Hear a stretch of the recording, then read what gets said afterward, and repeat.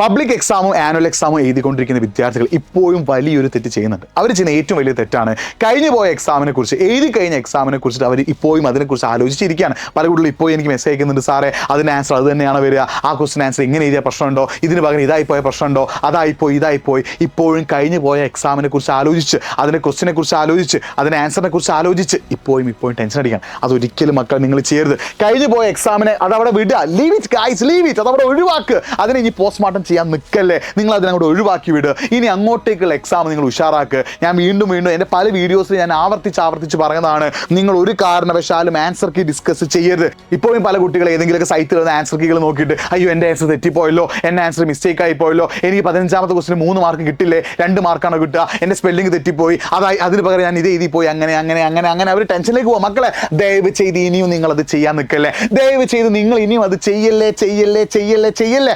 നിങ്ങൾ കഴിഞ്ഞ എക്സാമിൻ്റെ ഒരു കാര്യം ഇനി നോക്കരുത്. ഇനി അങ്ങോട്ടേക്കുള്ള എക്സാം അത് മാത്രമാണ് നിങ്ങളുടെ ഫോക്കസിൽ.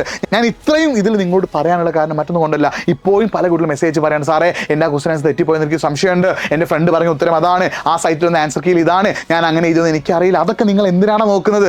നിങ്ങൾക്ക് എന്തായാലും റിസൾട്ട് വരുന്ന അന്ന് നിങ്ങൾ എഴുതിയതിനുള്ള മാർക്ക് നിങ്ങൾക്ക് കിട്ടും. കഴിഞ്ഞതിനെ കുറിച്ച് നിങ്ങൾ ചിന്തിക്കാൻ നിൽക്കരുത്, അത് ഒഴിവാക്കുക, അത് ലീവ് ഇറ്റ്. ഇപ്പം തന്നെ ഇനി ഇത് ഇത്രയും കാലം കഴിഞ്ഞ എക്സാമിനെ കുറിച്ച് നിങ്ങൾ ചിന്തിക്കേണ്ട, ലീവ് ഇറ്റ്. ഇനി അങ്ങോട്ടേക്ക് നിങ്ങൾ ചെയ്യേണ്ടത് എന്താ? അങ്ങോട്ടേക്കുള്ള എക്സാമിന് ഉഷാറായി പഠിക്കുക. കഴിഞ്ഞതിൻ്റെ ക്വസ്റ്റ്യൻ പേപ്പർ നിങ്ങൾ പോസ്റ്റ്മോർട്ടം ചെയ്യാൻ നിൽക്കരുത്, ക്വസ്റ്റ്യൻ പേപ്പർ ആൻസർ നിങ്ങൾ നോക്കാൻ നിൽക്കരുത്, ഒന്നും ചെയ്യാൻ നിൽക്കരുത്. ഇനി അങ്ങോട്ടേക്കുള്ള എക്സാമിന് വേണ്ടി നിങ്ങൾ കഠിനമായി പരിശ്രമിക്കുക, ദിവസവും പഠിക്കുക, ഉഷാറാക്കുക.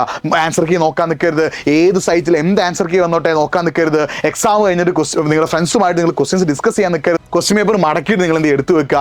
മുഴുവൻ എക്സാമും കഴിഞ്ഞതിന് ശേഷം നിങ്ങൾക്ക് അത്രക്കും ആഗ്രഹമുണ്ടെങ്കിൽ മാത്രം നിങ്ങൾ എന്ത് ചെയ്യുക, ആൻസർ കീസ് നോക്കുക എന്നുള്ളൊരു കാര്യം ഞാൻ വീണ്ടും ആവർത്തിക്കുകയാണ്. നിങ്ങൾക്ക് ഏറ്റവും ബെസ്റ്റ് റിസൾട്ട് തന്നെ കിട്ടും, ഏറ്റവും ബെസ്റ്റ് മാർക്ക് തന്നെ കിട്ടും. നിങ്ങൾക്ക് ഇനി മാർക്കിൽ ഒരു മാറ്റം വരുത്താൻ സാധിക്കില്ല. നിങ്ങൾ എക്സാം എഴുതി കഴിഞ്ഞു, റിസൾട്ട് വരുമ്പോൾ നിങ്ങൾക്ക് അറിയാൻ പറ്റും നിങ്ങളുടെ മാർക്ക് എന്താണ്. അതുവരെ നിങ്ങൾ അതിനെക്കുറിച്ച് ആലോചിക്കാൻ നിൽക്കേണ്ട. നിങ്ങൾ ഇനി അങ്ങോട്ടേക്കുള്ള എക്സാം എന്താണോ അതിനുവേണ്ടി പഠിക്കുക, നന്നായി പഠിക്കുക. സോ മക്കളെ ഞാൻ വീണ്ടും ആവർത്തിക്കുകയാണ്, കഴിഞ്ഞു പോയ എക്സാം നിങ്ങൾ പോസ്റ്റ്മോർട്ടം ചെയ്യാൻ നിൽക്കേണ്ട, അതിൻ്റെ ആൻസേഴ്സ് നിങ്ങൾ നോക്കാൻ നിൽക്കേണ്ട, ഫ്രണ്ട്സുമായി ഡിസ്കസ് ചെയ്യാൻ നിൽക്കേണ്ട. വരാൻ പോകുന്ന എക്സാമിനെ കുറിച്ച് നന്നായിട്ട് പഠിക്കുക, വരാൻ പോകുന്ന ഇമ്പോർട്ടൻറ്റ് ടോപ്പിക്കുകൾ നോക്കുക, വരാനുള്ള എക്സാമിൻ്റെ കൂടുതൽ കാര്യം ശ്രദ്ധിക്കുക. അങ്ങനെ പഠിക്കട്ടോ. ഈ ഒരു കാര്യം ഇനിയും നിങ്ങൾ ചെയ്യാൻ നിൽക്കരുത്. It's A humble request. അത് നിങ്ങളെ കൂടുതൽ ടെൻഷനിലേക്ക് നയിക്കും. ഇനി വരാൻ പോകുന്ന എക്സാം കുളമാവാൻ ചാൻസ് ഉണ്ട്. So it's A request guys, ഇനി നിങ്ങൾ അത് ചെയ്യരുത്.